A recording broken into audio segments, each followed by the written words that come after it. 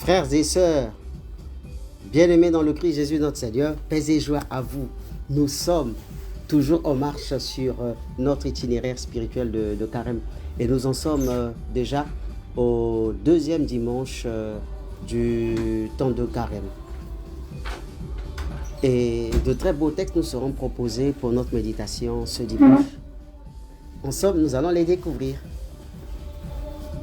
Bien-aimés, frères et sœurs, je voudrais vous dire que la paix du Seigneur, que sa grâce, que son amour et sa bonté reposent sur vous. Et que ces bénédictions vous localisent chacune dans toutes les positions où vous vous trouvez. Et si vous avez un moment, priez pour moi, pour que le Seigneur m'apporte sa sagesse et son intelligence et que je sois toujours à même de pouvoir vous proposer le bénéfice de mes méditations spirituelles pour vous enrichir et pour nous nourrir, nous tous, de l'amour de Dieu et de sa bonté. Déjà, d'or et d'avance, bon dimanche de Carême. Ce dimanche est marqué par le miracle ou le mystère de la transfiguration de Jésus-Christ. Une merveille décrite comme un événement marquant où Jésus annonce par anticipation sa glorieuse résurrection et présente à toute l'humanité les armes dont il s'est toujours servi dans sa lutte acharnée contre Satan. Il n'utilise pas les muscles, mais il utilise deux choses. La parole de Dieu et la prière. Parole de Dieu et prière. Ce sont des moments très importants pour nous, des valeurs, des armes, des outils très nécessaires pour nous, surtout en ce temps de Carême. En effet, la loi représente la parole de Dieu. Une parole que Dieu a révélée à son peuple tout au long de l'histoire du salut, à travers des épreuves, à travers des miracles, à travers des guérisons, à travers des bonnes actions posées à l'endroit de ce peuple, aussi à travers l'envoi de ces messagers, les prophètes, passés au fil des temps pour annoncer, pour interpeller, pour rappeler ce peuple à se remettre dans les bottes du salut sur le chemin de la vérité et de la vie. C'est la parole de Dieu. Et tout cet héritage bénéfique et positif pour le peuple devait composer ce que l'histoire du salut appelle la mémoire, le souvenir. Et vous vous rappelez, dans la messe, nous disons le souvenir, le mémorial de la passion, de la mort et de la résurrection de Jésus-Christ. C'est ce que nous célébrons en fait au cours de la messe, la mémoire, le souvenir. Cette mémoire, c'est quoi? C'est toutes les bonnes actions que le Seigneur a accomplies en faveur du peuple. Quelquefois, ce peuple en situation difficile et périleuse, se disant, mais où est le Seigneur? Il nous a abandonnés. Et d'ailleurs, on en voit quelques exemples avec le peuple d'Israël. Au sortir de l'Égypte pour la terre promise, souvent ce peuple est arrivé à se questionner, mais le Seigneur nous a-t-il fait sortir de l'Égypte pour nous faire périr dans le désert? Où est-il? Pourquoi ne nous entend-il pas? Pourquoi ne vient-il pas auprès de nous? Pourquoi nous laisse-t-il mourir de faim?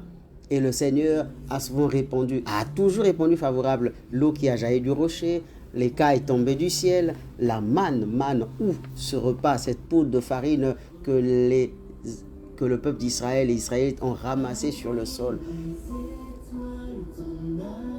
au terme de la brise légère.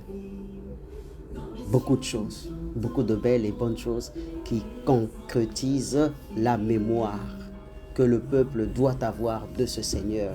Et si donc il en est ainsi, cette mémoire a pour fonction de discipliner le peuple afin qu'il ne se disperse pas dans ses lamentations et dans ses plaintes. Avant de se plaindre, de se dire, mais pourquoi ceci n'arrive pas? Pourquoi ce bien, cette promesse et ce bonheur que j'attends ne se réalisent pas pour moi? Mais en fait, il faut tout simplement qu'en fonction de cette mémoire, que le peuple se dise, mais hier, il en a fait autant pour moi, pour mes pères, pour mes anciens, pour mes ancêtres. Il peut le faire pour moi aujourd'hui. Ce n'est juste qu'une affaire de temps. Et le moment n'est pas encore arrivé. Le moment idéal, le kairos, le temps favorable. C'est ce qui nous permet de comprendre réellement ce qui est Jésus-Christ et ce qu'il nous propose à travers le mystère de la transfiguration. Il se rend à la montagne avec Pierre, Jacques et Jean pour leur montrer que la prière et la parole de Dieu, c'est-à-dire la loi, illumine la vie de l'homme. Sans loi, sans prière, l'homme est dans l'obscurité et patauge dans l'ombre du pays de la mort. À l'issue de cette belle expérience de la transfiguration, à travers laquelle le visage de Jésus-Christ est devenu rayonnant, et se posant à ses côtés, ou posant à ses côtés, comme pour une photo de famille ou pour une photo immémoriale. Si seulement Pierre avait un appareil photo à cette époque ou un téléphone numérique, on trouvait déjà Moïse qui incarnait la loi, et que moi j'aime appeler Monsieur Loi, et Élie de l'autre côté, qu'on appelle Monsieur Prière ou Monsieur la Prière. Tous les deux sont des modèles de foi à travers une vie marquée par la crainte de Dieu et l'amour de sa parole, la méditation de cette parole. Cette transfiguration révèle la nature divine et encourage chaque chrétien, à l'instar des disciples présents ce jour-là, à vivre dans le silence l'histoire du salut dans leur vie jusqu'à sa réalisation, à ne pas se disperser dans les lamentations, dans les conclusions hâtives, dans les sermons à 2 balles, mais à rester focus, figé sur Jésus-Christ, qui est l'amour de Dieu, qui est la parole de Dieu, et que cette parole se réalise toujours dans notre vie. Le ciel reviendra sur les mêmes paroles pour prononcer autrefois le jour du baptême de Jésus-Christ, en se déchirant. Il est dit, celui-ci, c'est ce que dit cette voix, celui-ci est mon fils bien-aimé en qui j'ai mis toute ma confiance. En lingala, je dirais, yende mwana ya motema, na tie motema nangai na ye pambate, de ye libiki pebo moi ya mokili mobimba, ya molongo mobimba. Il dit que c'est lui, celui que je vous indique, c'est lui l'homme, eche homo, ce n'est que lui qui peut tout faire pour vous et qui peut vous permettre de vivre, de réussir et de recevoir ma grâce. Regardez-le, suivez-le, faites comme lui. C'est en faisant comme lui que Saint Paul nous propose dans la seconde lecture son témoignage pour l'expérience qu'il a vécue au nom de Jésus-Christ. Il pense que malgré les pesanteurs du péché et les faiblesses de notre chair, nous aussi, nous pouvons atteindre cette transfiguration. Nous aussi, cette transfiguration peut être manifeste dans notre vie. Pour nous aussi, le Seigneur peut opérer cette même poussée glorieuse pour que, rayonnant, que nous puissions apporter à l'humanité la joie et le bonheur qui lui manquent. C'est pourquoi la lettre de Paul que nous venons d'écouter évoque l'espérance d'une transformation à l'image du Christ glorifié. Il souligne l'importance de suivre l'exemple de Jésus-Christ et de vivre selon les valeurs du royaume de Dieu qui sont la foi égale, parole de Dieu, loi et prière, méditation. Les croyants sont donc encouragés à garder en vue la promesse de la résurrection et la glorification avec Jésus-Christ en empruntant le chemin de cette foi qui s'exprime et s'identifie à travers la loi, Écriture sainte, parole de Dieu, à aimer, à pratiquer, et la prière pour faire vivre et pratiquer cette loi que nous recevons de Dieu. Frères et sœurs, bien-aimés, que dire de plus? La leçon à tirer est la suivante. La prière transforme, transfigure, change, purifie, nettoie. C'est un événement. Cet événement que nous venons de suivre nous le démontre, nous le prouve, nous le montre. Que par la prière, nous avons reçu le pouvoir de tout transformer dans notre vie et dans la vie des autres.